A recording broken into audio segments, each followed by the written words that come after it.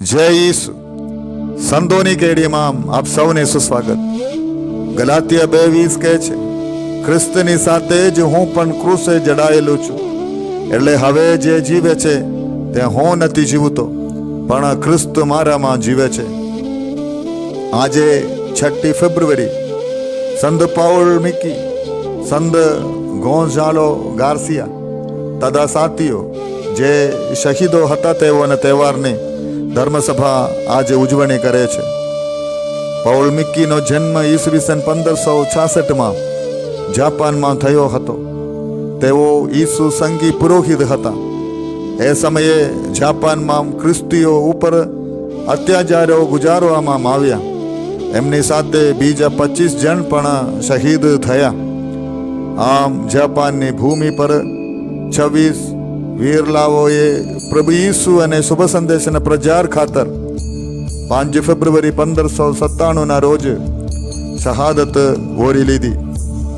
એમાં 6 ફ્રાન્સિસ્કન પુરોહિતો, 3 જાપાનીઝ ઈસુ સંગી પુરોહિતો અને 17 જાપાનીઝ સામાન્ય ઈસુ પંથીઓનો સમાવેશ થાય છે.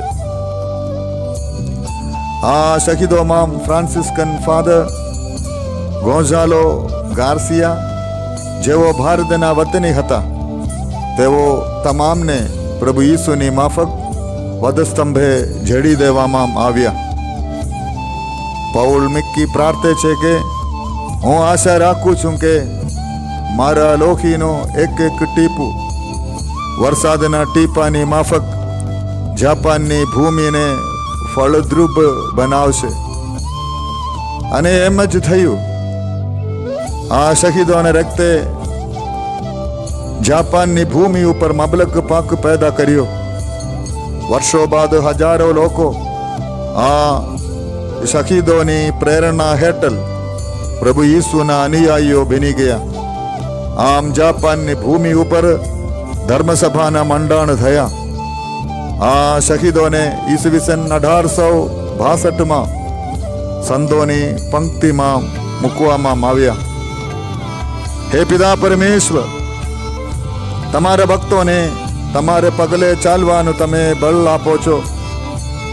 ગોન્ઝાલો, પાઉલ અને એમના વીર સાથીઓએ ક્રૂસ પરથી તમે અનંત જીવનના ધામમાં દોરી ગયા. એમની વિનંતીઓને પ્રતાપે મૃત્યુ સુધી શ્રદ્ધામાં મક્કમ રહેવાનો અમને બળ આપો.